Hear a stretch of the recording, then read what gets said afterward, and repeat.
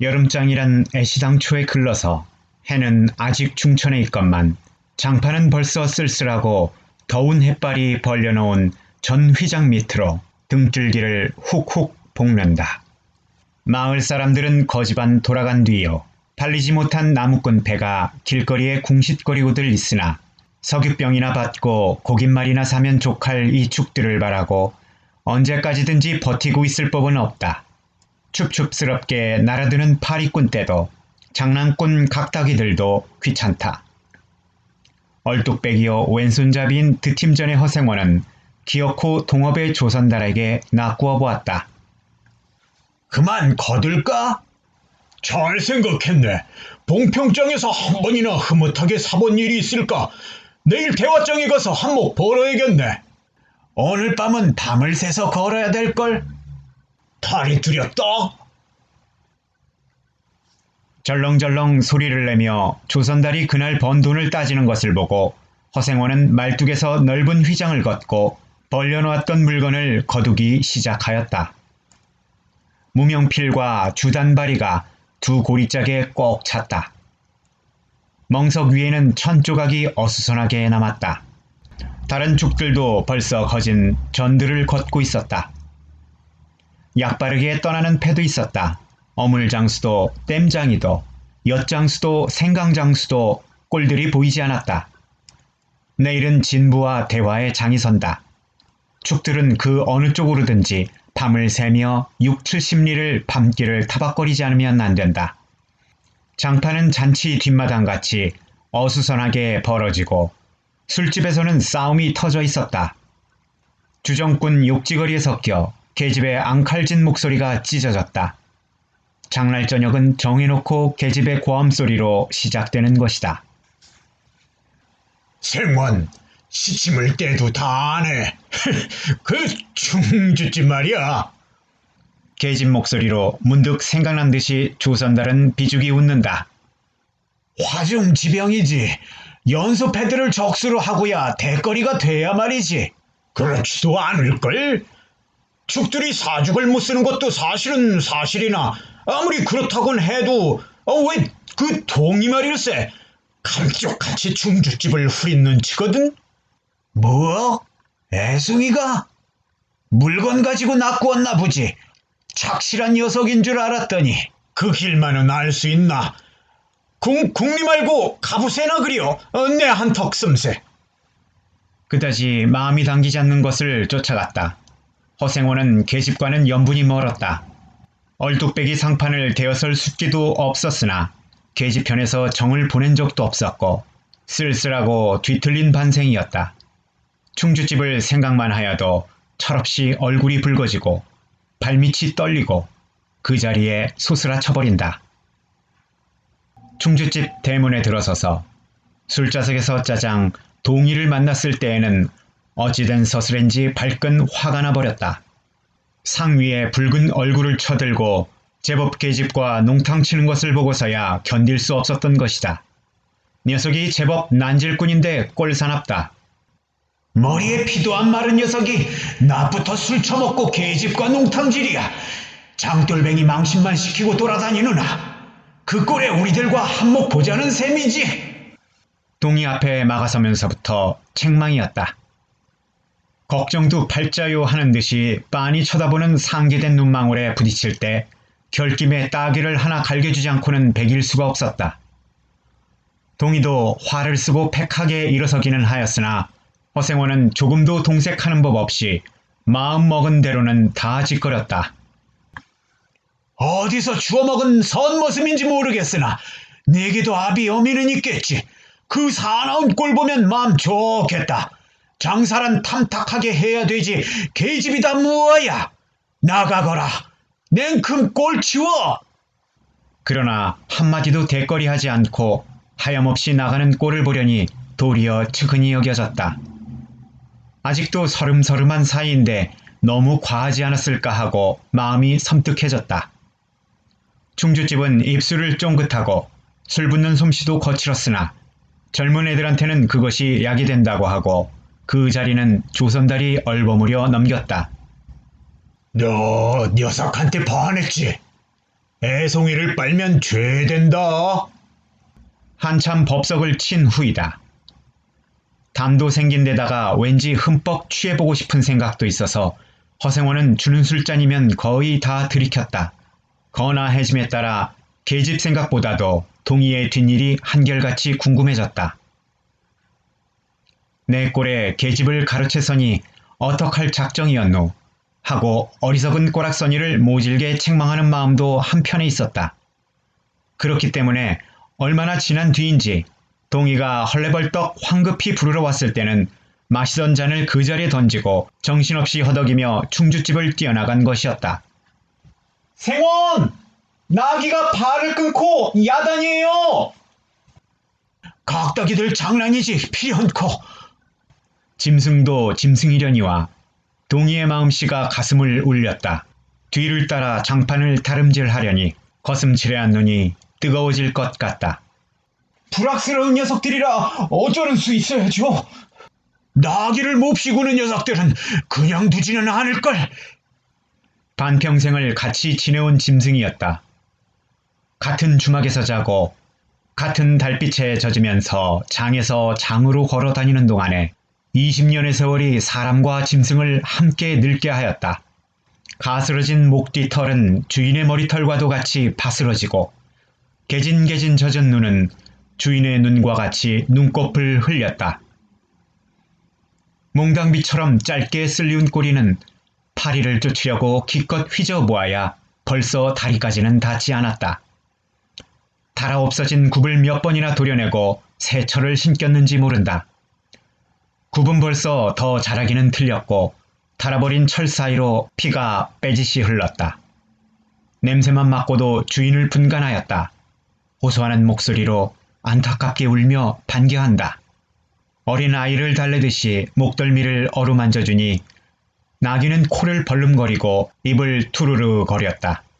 콧물이 튀었다. 허생원은 짐승 때문에 속도 무던히는 썩었다. 아이들의 장난이 심한 눈치여서 땀밴 몸뚱어리가 부들부들 떨리고 좀채 흥분이 식지 않는 모양이었다. 굴레가 벗어지고 안장도 떨어졌다. 염없을 자식들! 하고 허생원은 호령을 하였으나 패들은 벌써 주랭랑을 놓은 뒤요. 몇 남지 않은 아이들이 호령에 놀래 비슬비슬 멀어졌다. 우리들 장난이 아니유. 암놈을 보고 저 혼자 팔광이지. 코 흘리게 한 녀석이 멀리서 소리를 쳤다. 그 녀석 말투가 김첨지 당나귀가 가버리니까 온통 흙을 차고 거품을 물면서 미친 소같이 날뛰는걸. 하하하하. 꼴이 우스워. 우리는 보고만 있었다오. 배를 좀 보지. 아이는 앙토라진 투로 소리를 치며 깔깔 웃었다. 허생원은 모르는 곁에 낯이 뜨거워졌다. 무시선을 막으려고 그는 짐승의 배 앞을 가리어 서지 않으면 안 되었다. 늙은 주제에 암샘을 내는 셈이야. 저놈의 짐승이. 아이의 웃음소리에 허생원은 주춤하면서 기어코 견딜 수 없어 채찍을 들더니 아이를 쫓았다. 쫓으려거든 쫓아보지. 왼손잡이가 사람을 때려. 줄다름에 달아나는 각다귀에는 당하는 재주가 없었다. 왼손잡이는 아이 하나도 후릴 수 없다. 그만 채찍을 던졌다. 술기도 돌아 몸이 유난스럽게 화끈거렸다. 그만 떠나세. 녀석들과 어울리다가는 한이 없어. 장판의 각다기들이란 어른보다도 무서운 것들인걸. 조선달과 동희는 각각 제 나귀에 안장을 얹고 짐을 싣기 시작했다. 해가 꽤 많이 기울어진 모양이었다. 득팀 전 장돌림을 시작한 지 20년이나 되어도 허생원은 봉평장을 빼놓은 적은 드물었다. 충주, 제천 등의 이웃군에도 가고 멀리 영남 지방도 헤매기는 하였으나 강릉쯤에 물건 하러 가는 외에는 처음부터 끝까지 군내를 돌아다녔다. 닷새만큼씩의 장날에는 달보다도 확실하게 면에서 면으로 건너간다. 고향이 청주라고 자랑삼아 말하였으나 고향에 돌보러 간 일도 있는 것 같지는 않았다. 장터에서 장으로 가는 길의 아름다운 강산이 그대로 그에게는 그리운 고향이었다.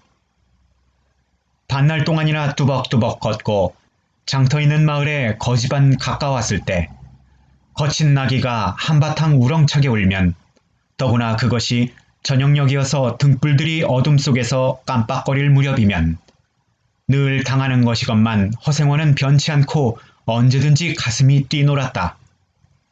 젊은 시절에는 알뜰하게 벌어 돈푼이나 모아둔 적이 있기는 있었으나 읍내의 백중이 열리네 호탕스럽게 놀고 투전을 하고 하여 사흘 동안에 다 털어버렸다. 나귀까지 팔게 된 판이었으나 애끓는 정분에 그것만은 이를 물고 단념하였다. 결국 도로아미타불로 장돌림을 다시 시작할 수밖에 없었다. 짐승을 데리고 읍내를 도망해 나왔을 때에는 너를 팔지 않기 다행이었다고 길가에서 울면서 짐승의 등을 어루만졌던 것이었다. 빚을 지기 시작하니 재산을 모으려면 당초에 틀리고 간신히 입에 풀칠을 하러 장에서 장으로 돌아다니게 되었다. 호탕스럽게 놀았다고는 하여도 계집 하나 후려보지는 못하였다. 계집이란 쌀쌀하고 매정한 것이다.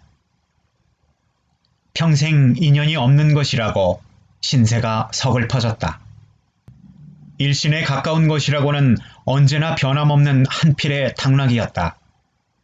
그렇다고 하여도 꼭 한 번의 첫일을 잊을 수는 없었다. 뒤에도 처음에도 없는 단 한 번의 괴이한 인연. 봉평에 다니기 시작한 젊은 시절의 일이었으나 그것을 생각할 적만은 그도 산 보람을 느꼈다. 달밤이었으나 어떻게 해서 그렇게 되었는지 지금 생각해도 도무지 알 수가 없어. 허생원은 오늘 밤도 그 이야기를 끄집어내려는 것이다. 조선달은 친구가 된 이래 귀에 못이 박히도록 들어왔다. 그렇다고 실증은 낼 수도 없었으나 허생원은 시치미를 떼고 되풀이할 대로 되풀이하고야 말았다. 달밤에는 그런 이야기가 격에 맞거든. 조선달 편을 바라는 보았으나 물론 미안해서가 아니라 달빛에 감동하여서였다. 이지로는 졌으나 보름을 갓 지난 달은 부드러운 빛을 흠붙이 흘리고 있다. 대화까지는 80리의 밤길, 고개를 둘이나 넘고 개울을 하나 건너고 벌판과 산길을 걸어야 된다. 달은 지금 긴 산허리에 걸려 있다.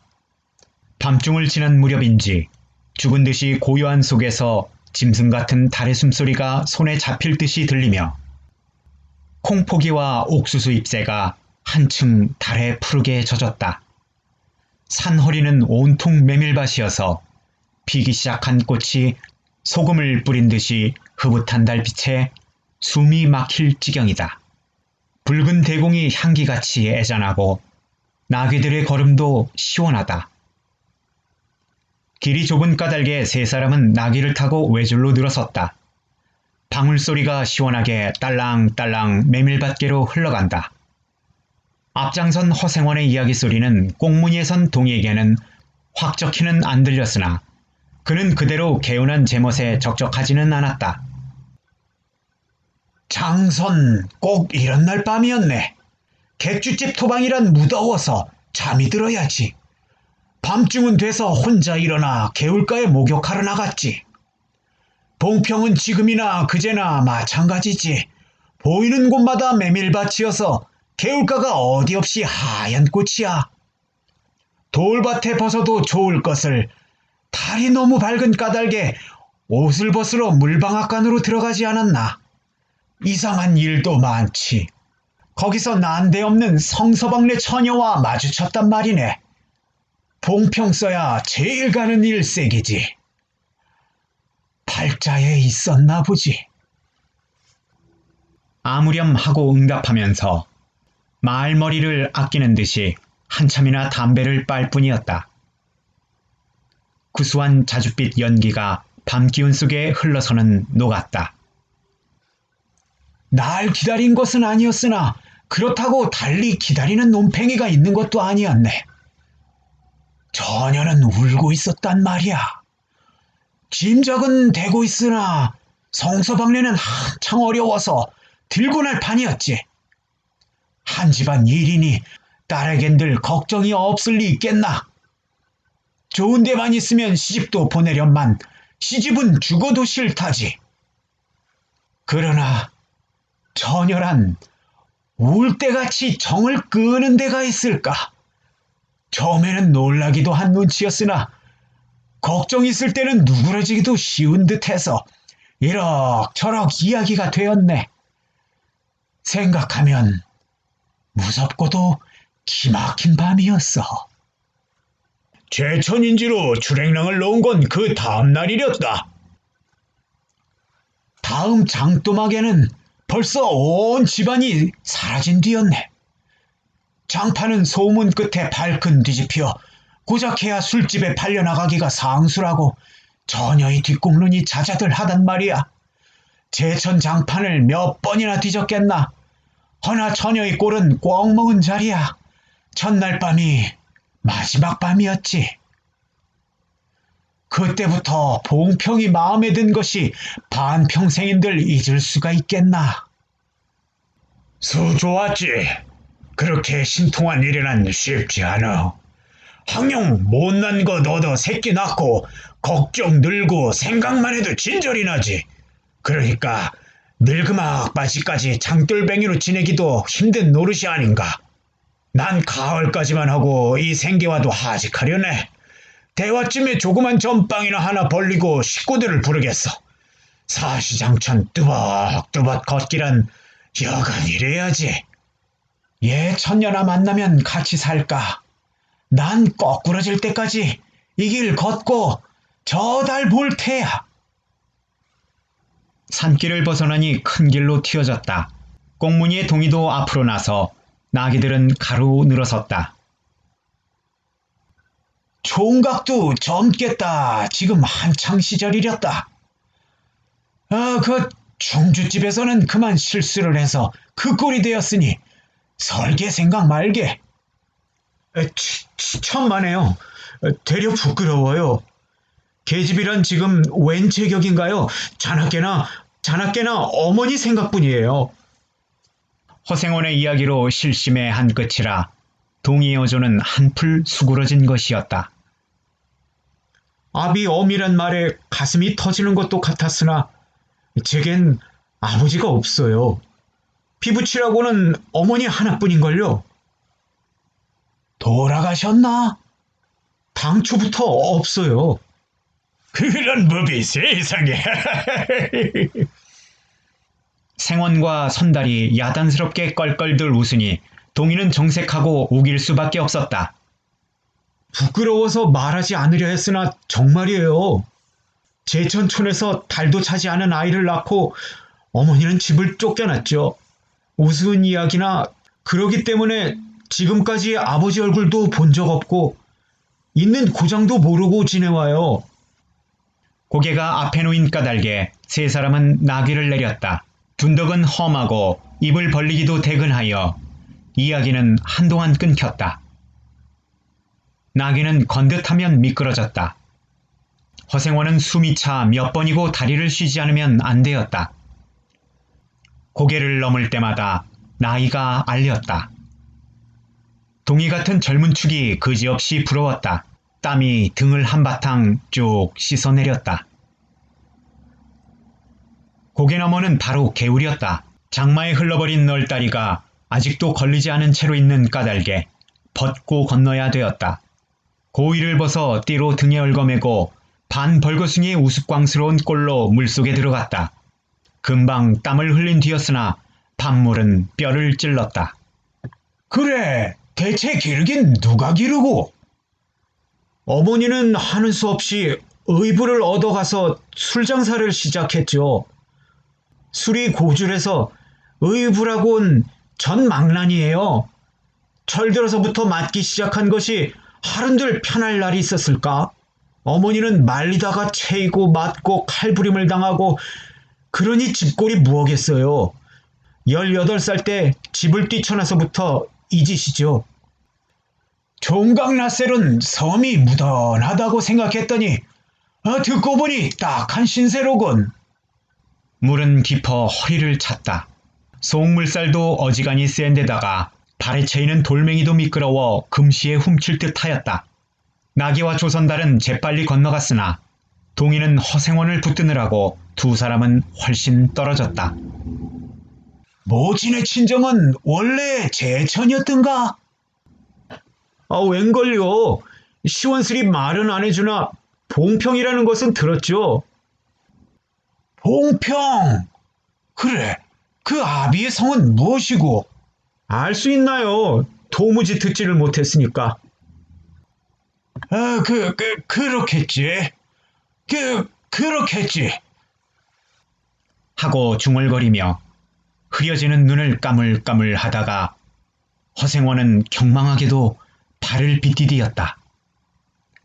앞으로 고꾸라지기가 바쁘게 몸째 풍덩 빠져버렸다. 허위적거릴수록 몸을 걷잡을 수 없어 동이가 소리를 치며 가까이 왔을 때에는 벌써 퍽이나 흘렀었다. 어째 쫄딱 젖으니 물에 젖은 개보다 참혹한 꼴이었다. 동이는 물속에서 어른을 해깝게 업을 수 있었다. 젖었다고는 하여도 여윈 몸이라 장정 등에는 오히려 가벼웠다. 이렇게까지 해서 안 됐네. 내 오늘은 정신이 빠진 모양이야. 염려하실 거 없어요. 그래, 모치는 아비를 찾지는 않는 눈치지. 늘 한번 만나고 싶다고는 하는데요. 지금 어디 계신가? 의부와도 갈라져 제천에 있죠. 가을에는 봉평에 모셔오려고 생각하는 중인데요. 이를 물고 벌면 이럭저럭 살아갈 수 있겠죠. 아무렴 기특한 생각이야. 가을이랬다. 동이의 탐탁한 등허리가 뼈에 사무쳐 따뜻하다. 물을 다 건넜을 때에는 도리어 서글픈 생각에 좀 더 엎였으면 하였다. 진종일 실수만 하니 웬일이오 생원. 조선달을 바라보며 기어코 웃음이 터졌다. 나귀야, 나귀 생각을 하다가 실족을 했어. 말 안 했던가? 저 꼴에 제법 새끼를 얻었단 말이지. 읍내 강릉집 피마에게서 말일세. 귀를 쫑긋 세우고 딸랑딸랑 뛰는 것이 나귀 새끼같이 귀여운 것이 있을까? 그것 보러 나는 일부러 읍내를 도는 때가 있다네. 사람을 물에 빠뜨릴지 나는 대단한 나귀 새끼군. 허생원은 젖은 옷을 웬만큼 짜서 입었다. 이가 덜덜 갈리고 가슴이 떨리며 몹시도 추웠으나 마음만은 알 수 없이 둥실둥실 가벼웠다. 주막까지 부지런히들 가세. 뜰에 불을 피우고 후후 지시어. 나귀에겐 더운 물도 끓여주고. 내일 대화장 보고는 제천이다. 아이 생원도 제천으로? 오래간만에 가보고 싶어. 동행하려나 동이? 나귀가 걷기 시작하였을 때 동이의 채찍은 왼손에 있었다. 오랫동안 아둑신이같이 눈이 어둡던 허생원도 이번만은 동이의 왼손잡이가 눈에 띄지 않을 수 없었다. 걸음도 해깝고 방울소리가 밤 벌판에 한층 청청하게 울렸다. 달이 어지간히 기울어